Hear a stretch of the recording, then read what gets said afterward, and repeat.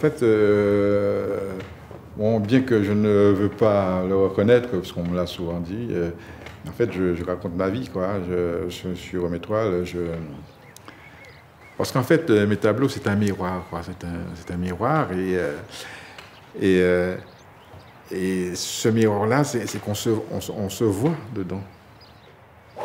En fait, moi, quand je vais sur une toile, j'y vais naturellement. Et, euh, euh, et peindre, être artiste, c'est très très long. C'est très long. Il n'y a pas un véritable apprentissage, mais on a ça dans la peau ou on l'a pas.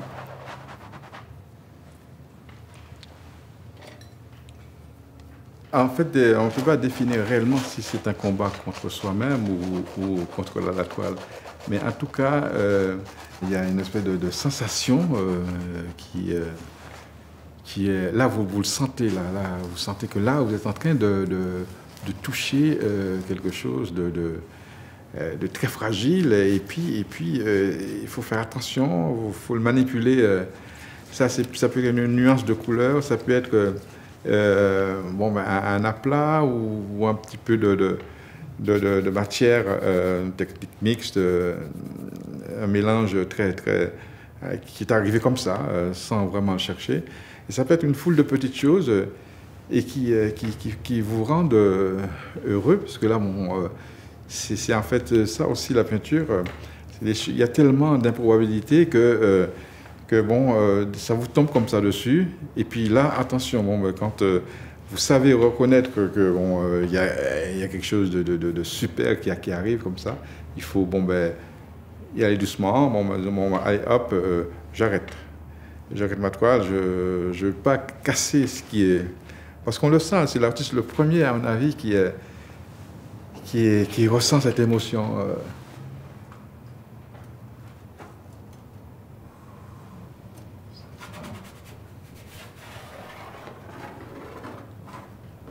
Et moi, je souhaite à tous les enfants du monde ben, de connaître ce que j'ai connu, de vivre ce que j'ai vécu et les sensations que j'ai eues.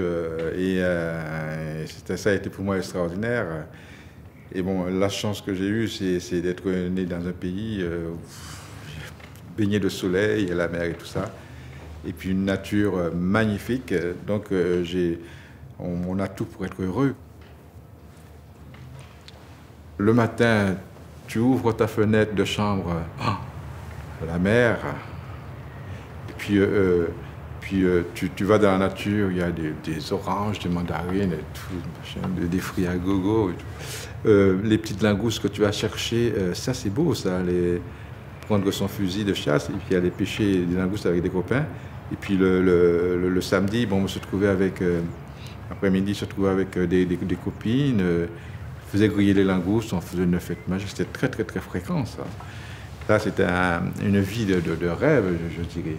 À un moment donné, tu te dis, mais après ça, qu'est-ce qu'il y a après ça? Est-ce que tu vas passer toute ta vie à te baigner?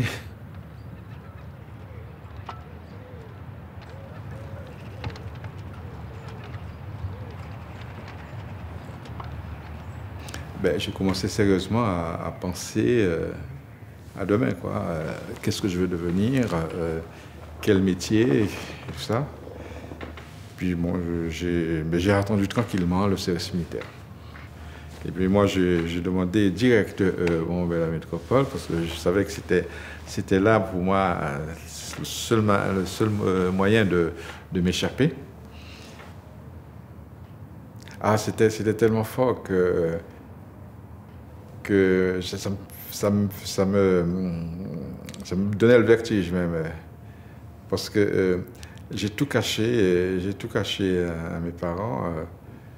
Et les derniers jours, je les ai mis au courant. Et je suis parti.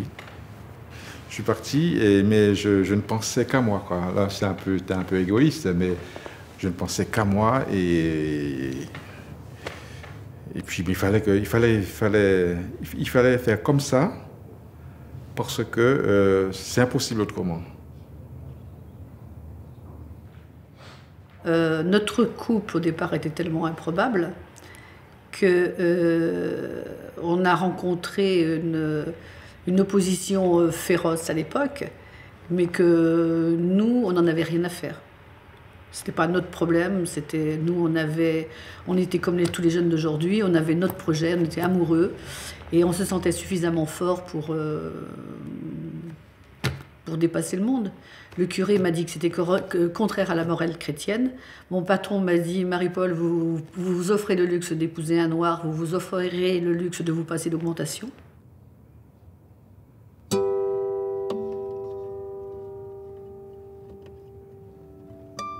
C'est compliqué d'être antillais, c'est très compliqué. Parce que y a un passé très lourd. Et le problème, c'est que si on vit avec ce passé très lourd tous les jours, bon, ben, il y a de quoi se flaguer. Le monde bouge, le monde est riche, on est content de vivre, on est heureux, mais il y a des gens qui en chient tout ce qu'ils peuvent, quoi, parce que là, bon, pour eux, c'est pas facile, hein, c'est compliqué pour eux, hein, c'est cette souffrance. Et puis les gens, ils ont une certaine dignité quand même, puis ils se plaignent pas, quoi. Il y avait un gars qui venait d'un pays, je ne sais plus, pas la Libye, je ne sais plus, dans ce pays-là. Puis il disait, mais adoptez-moi et vous verrez que je suis quelqu'un de très bon, je suis quelqu'un de bien. Ça m'avait touché parce que je me dis qu'il a 1000 fois raison, ce gars-là. Parce qu'on ne peut pas définir qu'un type, parce que bon, ben, il vient d'un pays étranger et tout, qu'il est forcément mauvais. Et le gars, bon, ben, il avait une espèce de sincérité qui était dans ses yeux. Il dit, mais vous ne me connaissez pas. Et je suis quelqu'un de bien. Donc, et donc, il a envie de se faire adopter, quoi. Mais le problème, c'est qu'il était sur un registre pour se faire expulser et tout. Et c'est ça qui est terrible. C'est un peintre qui peint l'humanité, telle qu'il la ressent lui. Il a une série qui s'appelle Les Migrants. Quand on voit une émission à la télé, ça passe et on oublie. Voir des gens arriver dans une barque, quelque chose de très primaire, et puis là, bon, ben, il y a une partie qui coule parce qu'ils ne savent pas nager et tout. Et puis cette image-là, bon, non, c'est pas possible ça. Et on ne peut pas laisser une image comme ça qui disparaît. Dans 2 secondes, elle disparaît, puis on ne la verra plus jamais. Et bon, ben, il faut que je l'interprète, je la mets sur une toile.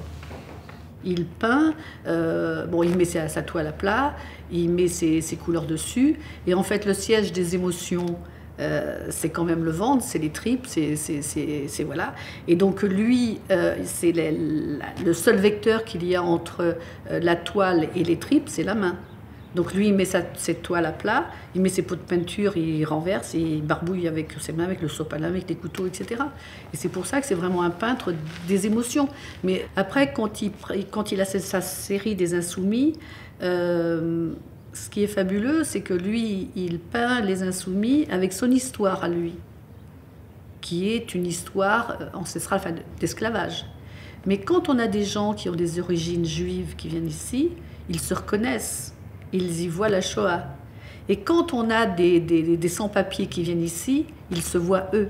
Donc en fait, l'art est universel. C'est l'universalité, c'est le monde.